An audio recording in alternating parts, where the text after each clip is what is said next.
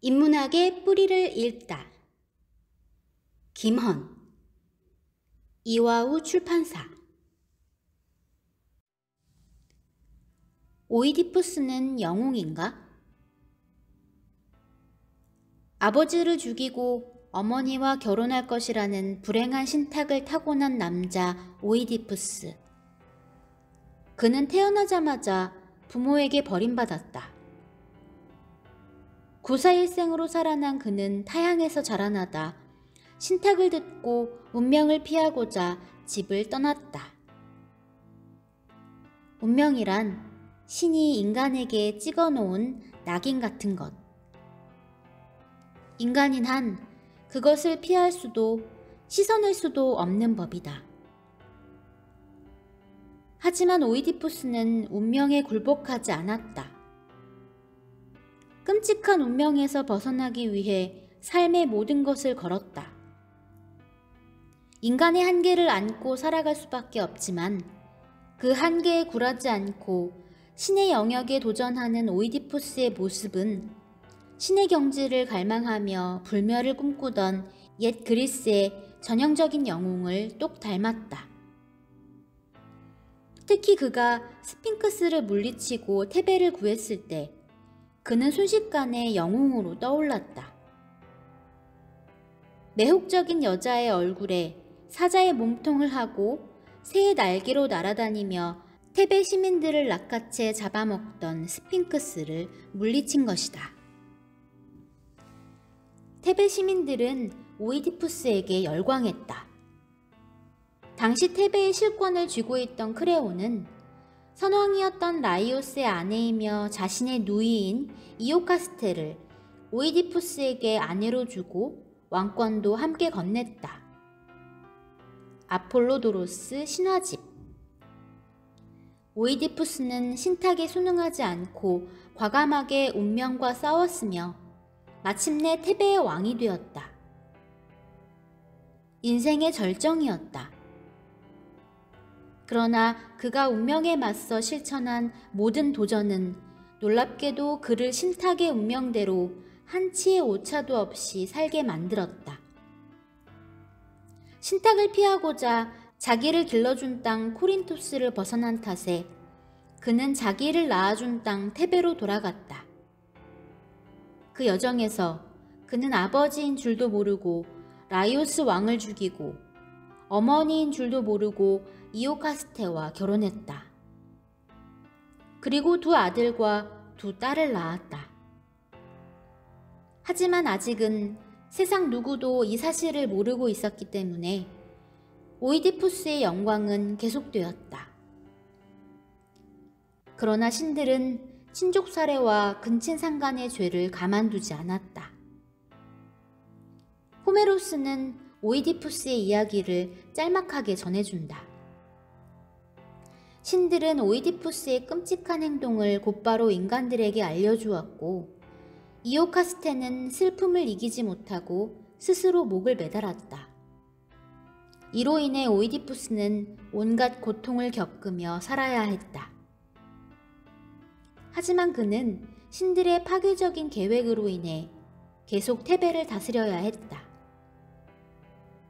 오디세이아 11권 271에서 280행.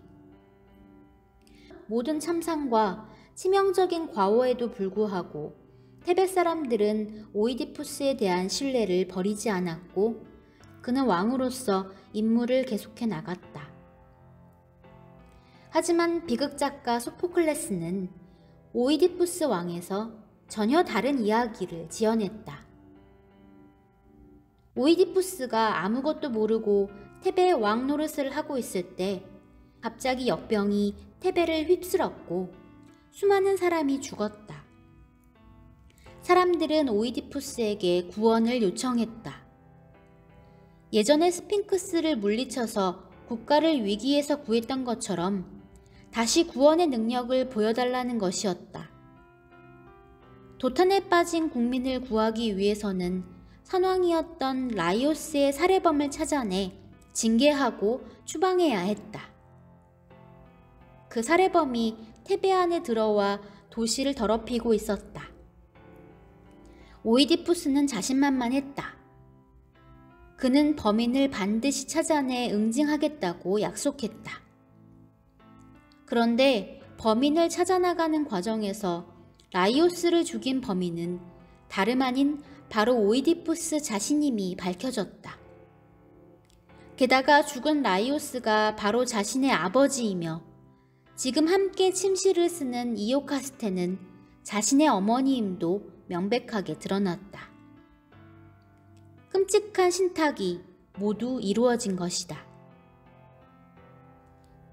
여기까지라면 오이디푸스는 과연 영웅일 수 있을까? 그럴 수도 있겠다. 그는 범인이 누구고 자신이 누구인지를 밝혀나가는 과정에서 자신이 운명의 올가미에 갇혀있다는 사실을 알아차렸다. 하지만 그는 진실을 피하지 않고 끝까지 당당하게 맞섰다. 모든 사실이 밝혀져 갈 때 어머니 이오카스테는 더는 캐묻지 말라고 했지만 그는 멈추지 않고 진실과 파멸을 향해 거침없이 나아갔다. 모든 사실이 명백해지자 그는 자신의 눈을 후볐다. 그리고 외쳤다. 그것은 바로 아폴론이오. 친구들이여, 내가 겪은 내 몹쓸 일들을 이루신 이는 하지만 지금 내 눈을 찌른 건 바로 내 손이오. 다른 누구도 아닌 가련한 내가 한 것이오. 오이디푸스 왕 1329에서 1332행. 인간의 운명은 인간을 넘어선 신이 정한 것이다.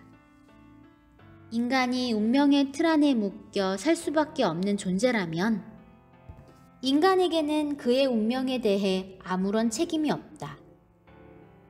운명을 따라 사는 과정에서 자유로운 선택도 자발적인 행위도 없기 때문이다.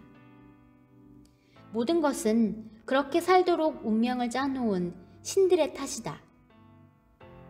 그러니 오이디푸스에게 그가 저지른 모든 일에 책임이 있다고 할 수 있는가? 그는 책임을 물을 수 있을 만큼 자유로운 인간이었나? 그런데 운명의 족쇄에 묶여있음을 깨달은 그 순간 그는 무력하게 무너지는 대신 자유를 힘차게 외쳤다. 운명에 굴하지 않고 신의 초월적인 힘에 대고 자유를 외치는 단단한 모습이었다. 이것이 바로 오이디푸스가 보여준 영웅적인 모습이라 할 수 있지 않을까? 오이디푸스의 영웅성은 또 다른 측면에서 눈부시다. 그는 테베의 왕이었다. 도시를 더럽힌 라이오스의 살해범을 반드시 찾아내 벌을 내리고 나라 밖으로 내쫓아 도시를 깨끗하게 하겠노라고 선언했고 국민과 약속했다. 그 약속을 이행해 나가는 과정에서 오이디푸스는 자기가 라이오스 살해자이며 도시를 더럽히고 국가를 재앙에 빠뜨린 원흉임을 알게 되었다. 따라서 그는 이제 국민과 한 약속을 지키기 위해서 철저히 파괴되어야만 했다. 국가의 재앙을 몰아내고 깨끗하게 하기 위해서는 자신을 징계하고 추방해야만 했다.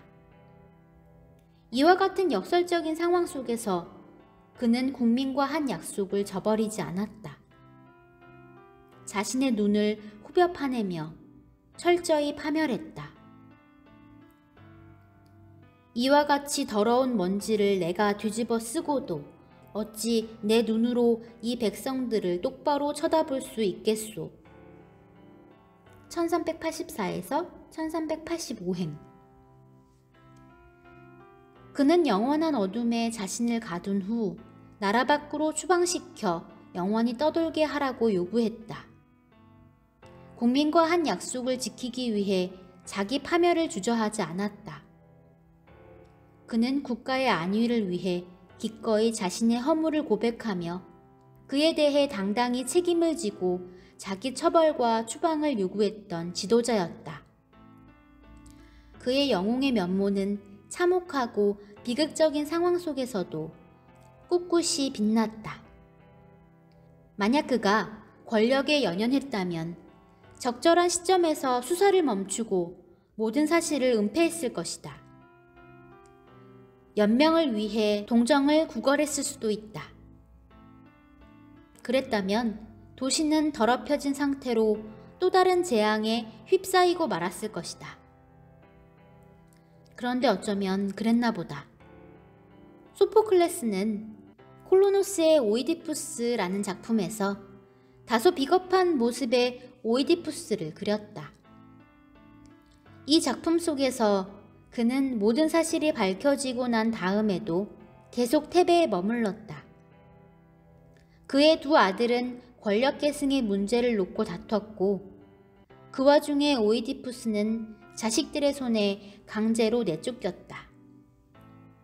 두 아들은 마침내 외부 세력까지 끌어들여 전쟁을 벌이며 테베를 도탄에 빠뜨렸다.